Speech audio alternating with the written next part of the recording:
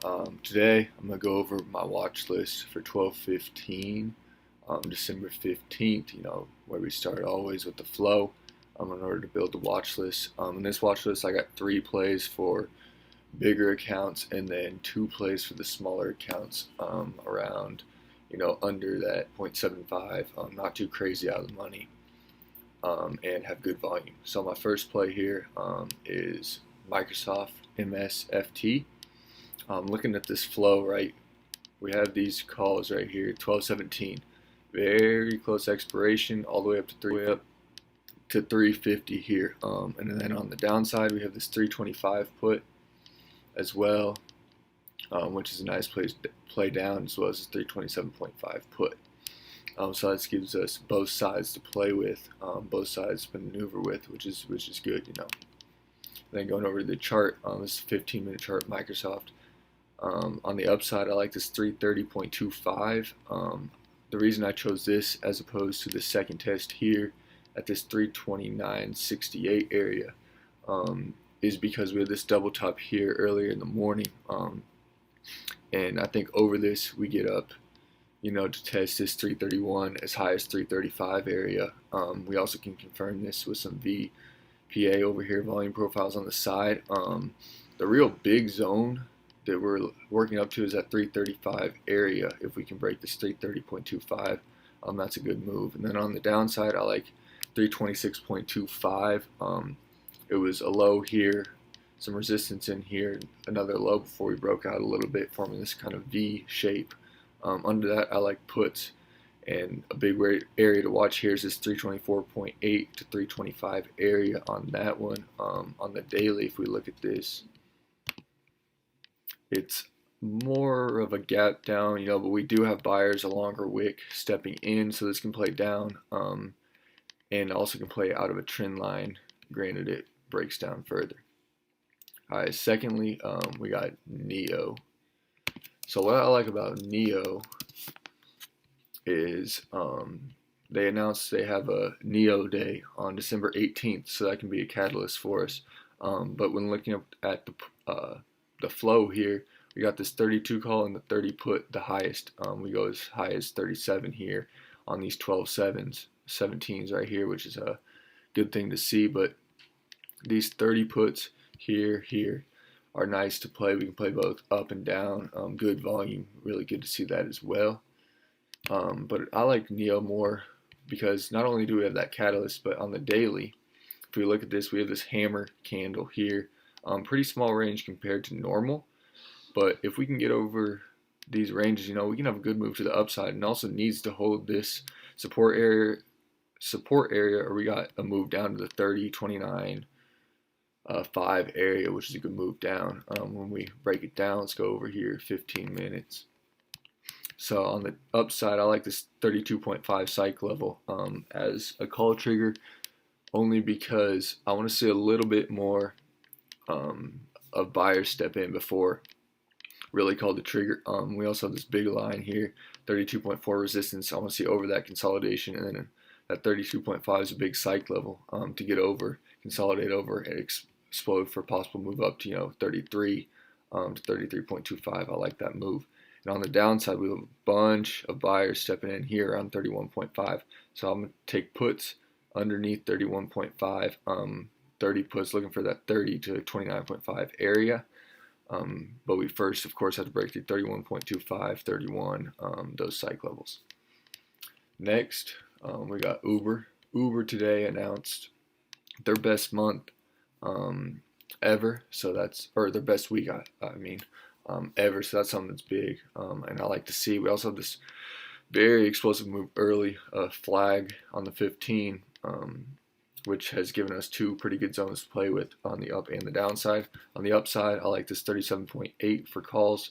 Above that, with moves, up, this got as high as 38.5 area, which seems to be big. And then we have that POC at 38.77, 38.76 area, confirmed with this ginormous profile compared to all the rest of these. And then on the downside, I got 37.05.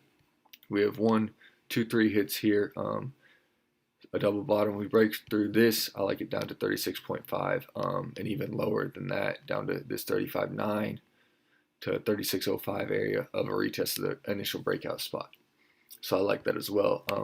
The flow for Uber is very bullish, as it did have a good day, a good announcement, good news, so that can be a big play for us. But we have calls all the way up to 40 on the 17th, which is this week, and then we also have this put here, 37, 12, 17, play both ways, good volume. Definitely one to watch. On the daily also for this, let's go to the daily. On the daily here, we have this descending wedge, potential break. We'll just use this potential breakout. Looks like a fake break here, but we do have a hammer candle followed by this pretty big bullish candle. There was a bunch of SPY weakness. This is good to see some strength here in the market. I'm liking calls on that for sure, but the puts can play as well, and I like that a lot. Alright, now for the smaller accounts. So the first one I got for smaller accounts is SOFI. SOFI is at a very, very tricky spot because they need to hold that 14 level support, or this thing can really fall. And I'd love to see it over 15 in order to get some confirmation, reclaim that, and then hopefully a bigger move up. But what I like about this on the flow, we got these two calls, 15, 16 calls, good volume, a little bit higher open interest, which is okay, but we can play this downside here, 14.5, 14 puts. But right now it's looking a little bit more bullish in terms of the flow, and then we have bigger ones targeting 16, 20, 25. So seeing that signal possible bottom here on SOFI, people counting on a bounce up. On the charts, see these are the charts. This 14 level is huge. You need to hold that. 14 down to about 13.5.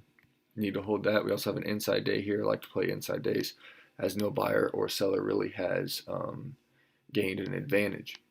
So it can go either way, of course. And then my two trigger points here, I got 14.8 on the upside. I like it over 14.8 because of this. It was a previous support, turn resistance tested here. And then we also finished the day on a pretty good note until we hit this little sell-off here. We also have these volume profiles. Notice our first real big resistance about 14.9. Over that, we can make these 15.25 run, which is a good move, especially on SOFI. It also trades at about 0.2 to 0.3 on the daily calls and puts. So, for a smaller account, you can get 1, maybe 2, 3, depending on, and use those accounts, those smaller numbers to be able to build up your account better. And then on the downside, I like this 14.25. It was tested multiple times before it finally broke up later in the day, so I like that for sure. But right now we're stuck in this little range here, but underneath 14.25, this 14 range is going to be a big one. 14.17, obviously a support here on this candle. Then lastly, let's see, in a NCLH, geez, can't type. All right, NCLH, all right. So what I like here is these 17s, we're getting hits up to 22s, like that. But then we have these 121, 37.5 call. That's almost doubling it by year end, which is only a month. This is about a month out. So about 4 weeks minus a couple days because of Christmas, New Year, stuff like that. So that's a big one. We also have that 40 call down here. And then these puts we can play as well, both sides. Let's see, NCLH. Hi, let's go to the daily first. We do have a nice little setup here on the daily. We have this kind of cup with a little bit of a handle. Looks like it broke out right about here. So we can have this possible retest spot here at around 19.92. So if it respects that 19.92, I'd expect to move back up. We can play that as well. But for my both put and call triggers, I got this 20.25. For the puts, it was respected over here a lot, and then we see this selling in today. Something that we can play both sides on with the breakdown, and then we have the VPA volume profile POC here about 20.55. So that's something to watch as well. On the upside, I like this 20.7 for calls over. We see it's hit multiple times, and then before it starts fading, attempts back to this line, and it just fades down throughout the rest of the day. So that's something we can play both sides on. Definitely something worth watching as we look for plays for tomorrow. Another thing, got to watch SPY. SPY's been very, very, very weak these past couple days. So that's something to watch. We did close with this doji, bounced off of a 460 psych level, possible resistance-ish, but I think honestly we have more to fall to about this 455 to both keep a pattern, and it's down near this volume profile to bounce off and then attempt back up to this 471 area, which we have not been able to break. So that's something to watch as well. I personally always keep SPY open when I'm trading, to know when these little, like get to know how the overall market's trending, because a lot of these tickers are going to fade with SPY or bounce with SPY. So that's something to keep in mind as well. Let's get it, boy.